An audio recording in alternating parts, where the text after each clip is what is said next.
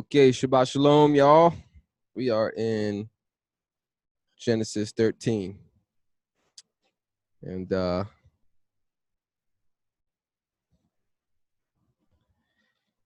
here we go. Genesis 13, verse 1. Abraham went up out of Egypt, out of Mitzrayim, he and his wife, all that he had, and Lot with him into the south. All right, they left Egypt and went further south. Abraham was very rich in livestock, in silver, and in gold. He went on his journeys from the south as far as Bethel, to the place where his tent had been at the beginning, between Bethel and Ai.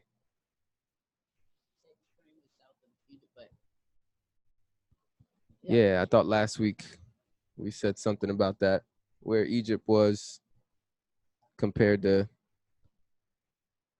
Canaan, and it was south, I believe. In the previous chapter, it said he was in Canaan, then there was a famine, right? So he went to Egypt. So interesting. Verse 4, it says, to the place of the altar which he had made there at the first. There Abraham called on Yahuwah's name. I think did we read this? Because we read Yahuwah's called upon his name in the last chapter too. And we got into a whole discussion about that, which I think I'll leave for the previous video. Chapter 12, I think we talked about Exodus chapter 6 talks about that that Abraham, Isaac, I think, and Jacob. I'm probably gonna butcher this. Let me just read it. Exodus 6. We read chapter 12 last week though. Yeah, thank you. Exodus chapter 6, verse 3, it says, I appeared to Abraham, to Isaac, and to Jacob as God Almighty, but by my name, Yahuwah, I was not known to them.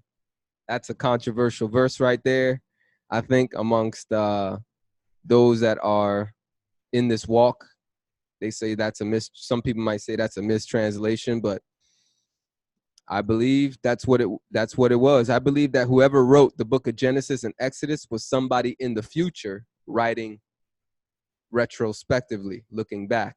And so the person writing it is putting the name Yahuwah there, but that's not what Abraham was calling Yahuwah. If Exodus 6 verse 3 is true. So they were calling him the God Most High, El Shaddai. Go ahead, D-Rail. You're referring to Genesis chapter 12, verse 8. Thank you. That's what we read last week. Yep. 12 verse 8. Let's go there. What does it say? Read it for me. And from there he moved to the mountain east of Bethel, and he pitched his tent with Bethel on the west and Ai on the east. And he built there a slaughter place to Yahuwah and called on the name of Yahuwah. There you go. So this is the author of the book of Genesis who understands that El Shaddai is Yahuwah. Whoever this author is does know the name Yahuwah. So he's putting Yahuwah's name in place of El Shaddai. Some people say, oh, isn't that a violation? You know, you should keep it the way it is and blah, blah, blah. It's the opposite. It's the opposite of what the sacred namers and those of us who come into this way, we see that Christians have put the Lord and God where Yahuwah's name is. And here we have the author of the book putting Yahuwah's name where his title would have been. Because Abraham only knew Yahuwah by his title. He didn't know Yahuwah by his name. And last week we spoke about, what does this mean? What does this mean? This means that the character, the person of Yahuwah is more important than the pronunciation of his name. If somebody doesn't know by ignorance the pronunciation of the Father's name, we have no business judging that person and telling them they're condemned to hell or the lake of fire and they don't have salvation. Because Abraham didn't know the name of Yahuwah either. He was calling him by a title, El Shaddai, according to Exodus chapter 6, verse 3. That's what we talked about last week. I'm not going to go into, if you want to see more in depth of what we're talking about, go to the Genesis chapter 12 video. Love that. Love we got into that conversation. I love that. How you like my hat, D-Rel? Just came in the mail yesterday. I got to get some of your shirts, man. Let's see. All right, so let's continue. I think I went to 6. I'll go to 5 again. I apologize. I went backwards. Verse 5. Lot also, who went with Abram, had flocks, herds, and tents. Mila wants to say something. Go ahead. Sorry, jump on in. yeah, Jump on verse 4. in. I just think it's precious that he went back to the place where he built an altar, and that's where Yahuwah, if we go to chapter 12, verse 7, it says, and Yahuwah appeared unto Abram and said, unto your seed will I give this land. Special place. Yeah, special place. And there built he an altar unto Yahuwah, who appeared unto him. And, you know, after he's coming from Egypt, he goes back to that place where he built an altar. And obviously that for him, that would be a remembrance, right? Yeah, he could have built an altar somewhere else, right? But he didn't. Yeah, so I just think that's beautiful. Yeah, that is nice. For me, it's like sometimes, you know, I haven't built an altar, but in the sense of memorializing certain things that Yahuwah has spoken to me or said to me throughout the years. And sometimes I have to go back to that place, especially like we just had a famine, something just happened. Obviously, I'm bringing this into the spiritual context, right? So things that have happened, he had to go to Egypt and come back. And sometimes for me, I just have to go back into that place where I made a memorial unto Yahuwah in my own mind and remember the things that he's done and remember the things that he's promised to me. So I just think that's beautiful. Nice. Well said. Let's keep going. That was good. Verse 6. So verse 5 again. Lot also, who went with Abram, had flocks, herds, and tents. So Lot has some possessions. He was rolling nicely. Lot had a lot. Verse 6. The land was not able to bear them, that they might live together. For their possessions were so great that they couldn't live together. Wow, like, I don't know what that means. Does that mean that they had too many animals that will consume the whole property of where they were living? So they got to separate so that they could have, I guess, more stuff to consume from the land, I guess. Is that what that's talking about? Makes sense. Hi, baby. Oh, thank you. You're so kind. What do you want? Here, go get it. Verse 7. There was strife between the herdsmen of Abram's livestock and the herdsmen of Lot's livestock. Look at that. Beef. Never have perfect shalom, man. No matter how good your fellowship is, there's always going to be something. That also answers your question, too. What's the question? What's the question? That answers your question for verse 6. It was because the livestock. Oh, it's livestock. They couldn't share the land. It was not big enough. Yes, thank you. My pasture land. Yep. Now they're fighting. Let's see. The last part of 7. The Canaanites and the Perizzites lived in the land at that time. They got their herdsmen, I'm sure. They were around the Canaanites and the Perizzites, the men that some of the Israelites feared. Perhaps giants, maybe? What? I'm just saying, there were giants in the land when the Israelites were spying out the land. They said they were very tall men. I'm just saying, Abraham's in the middle of them. He's not even scared. He's traveling. He's not even scared. It's not his land yet. He's not trying to take it over. He's just visiting. There's no fear. But it's funny. It's like who later becomes our enemies and the ones that Israel has to ransack to take over according to the commandment of Yahuwah. Here, Abraham is traveling amongst them. They're fighting amongst each other in the land of the Canaanites and the Perizzites. That's interesting. Verse 8, Abram said to Lot, please let there be no strife between you and me. Oh, there's always thank goodness there's at least one righteous person here. Somebody trying to be a peacemaker here. Come on, bro. Let's not fight, man. Let's not fight. We know there's a problem here. We understand there's a lack of resources. says, please let there be no strife between you and me and between your herdsmen and my herdsmen, for we are relatives. Come on, man. We brothers, man. We're relatives. We family. Let's not fight. Isn't the whole land before you? Please separate yourself from me. If you go to the left hand, then I will go to the right. Or if you go to the right, then I will go to the left. Look, oh, that's so righteous. Who does this? Look, bro, want to pick a side? Let's flip a coin. Do something like somebody go right, somebody go left. I don't care. I'm not going to pick a side. I just, whatever. Like if you go right, I'll go left. If you go left, I'll go right. You know, we're sharing. Okay? Don't be shicey like, hold on, let me investigate this land first and come back and let you know if I want this one.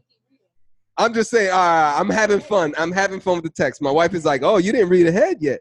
I'm just having fun with the text. All right. So I see fairness in verse 8 or in verse 9. I see fairness. Verse 10, Lot lifted up his eyes and saw all the plain of the Jordan, that it was well watered everywhere, before Yahuwah destroyed Sodom and Gomorrah, like the garden of Yahuwah, like the land of Egypt, as you go to Zoar.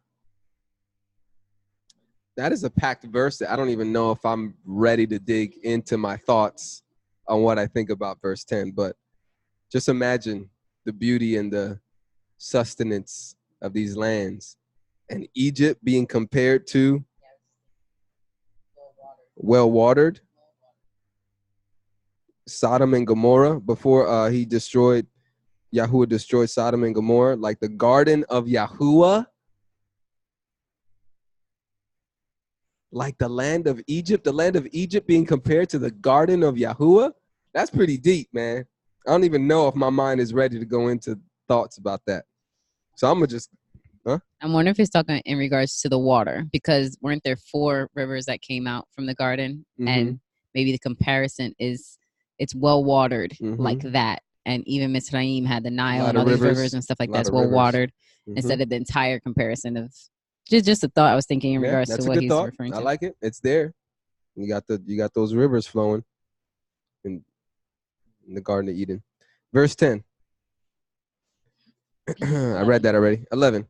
So Lot chose the plain of the Jordan for himself. Lot traveled east, and they separated themselves from one another. Abram allowed Lot to choose. He allowed Lot to choose. They said, listen, whatever you choose, I'll do the opposite. You see, there's a peacemaker, man. Somebody that's willing to just lay down, all right, man, let's stop fighting, man. What do you want? That's pretty cool. I would have flipped the coin. I wouldn't have let him choose. I'll tell you right now, I wouldn't have let him choose. Go ahead. But I also think, remember that Abram came back to that place of that covenant and that altar. And in his mind, he knows he's going to get all this is going to be his descendants anyway, right? So that's true. Like that's a good point. He holds on to the promises that have already been uttered to him. That would be my mindset. If he had perfect faith in it, yes. Yeah. If he perfectly believed with no doubts Yahuwah's promise. And this is his family anyway, so he's like, Yahuwah's got my back. So nice. Good thought. Verse 12. Abram lived in the land of Canaan, and Lot lived in the cities of the plain, and moved his tent as far as Sodom. Okay, there we go. He went to that place. Imagine if Abram went there. All right, but it wasn't. Lot went there. We'll see what happens. Verse 13, now the men of Sodom were exceedingly wicked and sinners against Yahuwah. What looks good sometimes ain't good. That'll preach. That's a message right there. What looks good by the eyes might be the very thing that'll kill you, destroy you, or put you in danger. They compared this land to Egypt and the garden of Yahuwah by the way it looked. Because it says Lot lifted up his eyes and saw. So it's what he saw with his eyes. And here he is now in the midst of people who were exceedingly wicked and sinners against Yahuwah. Verse 14, Yahuwah said to Abram, verse 14. Oh, yeah, go ahead. Well, when you're talking like that, it reminds me of the Pharisees being whitewashed tombs. On the outside, you have so much righteousness. This doesn't go just for land, right? This goes for people. You have people that may profess Yahuwah, or even if they don't know the name, right, are still professing to believe in these scriptures in which we believe, and yet on the inside are wicked, are horrendous, and you won't know until you go there and you really start seeing. We talked about the fruits, right, in one of our studies in Matthew. You'll know them by their fruits, especially false prophets and such. So it's like you said, it's not always the outside appearance. They say our phrase is you can't judge a book by its cover, right? There's a part to that that's actually true, right? Like there is some that you look on the outside, you have some discernment, say, all right, that looks shysty or that doesn't from the outside. But then when you really look deeper and inside the cup, that's when you really recognize, okay, what's inside. So it just made me think about people. Okay, give me a few minutes to get back up.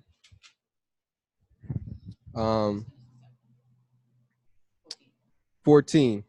Yahuwah said to Abram, after Lot was separated from him, now lift up your eyes and look from the place where you are, northward and southward and eastward and westward, for I will give you all the land which you see, to you and to your offspring forever.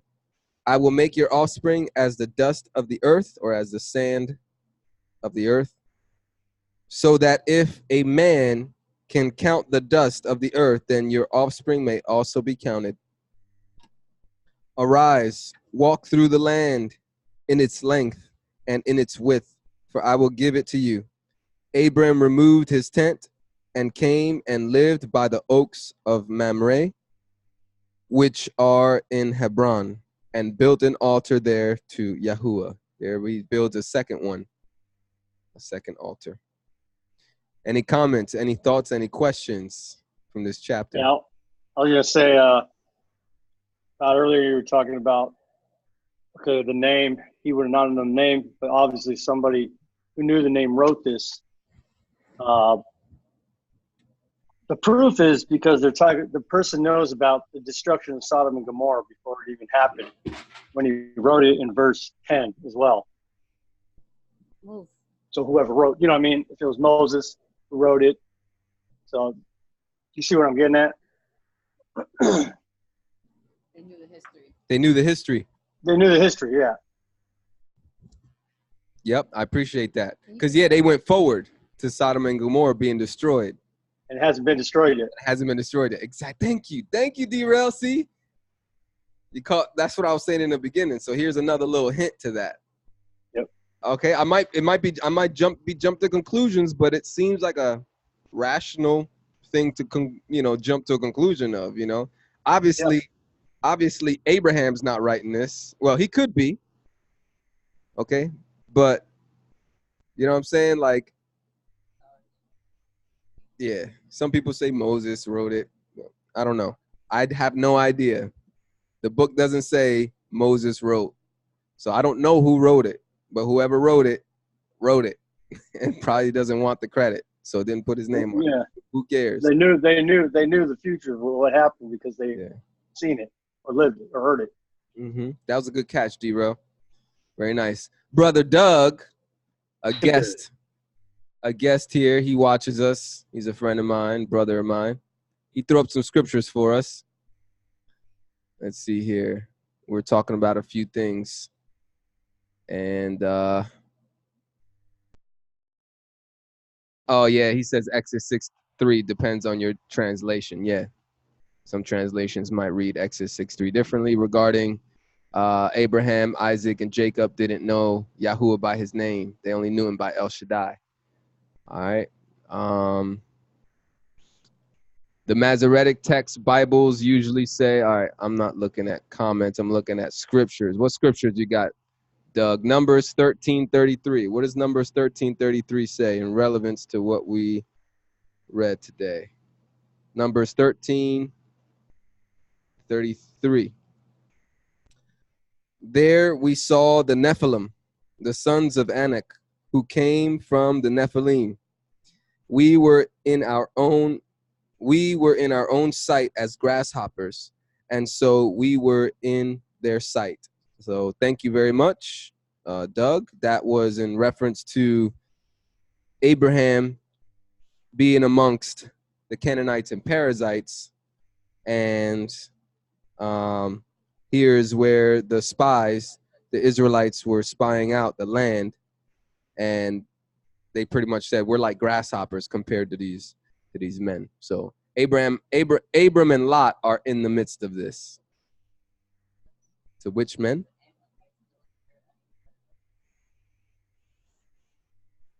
Descendants of Anak. We have to go back. Amalekites lived in the land. The Hittites, the Jebusites, Amorites, and the Canaanites lived by the sea. So we at least got Canaanites.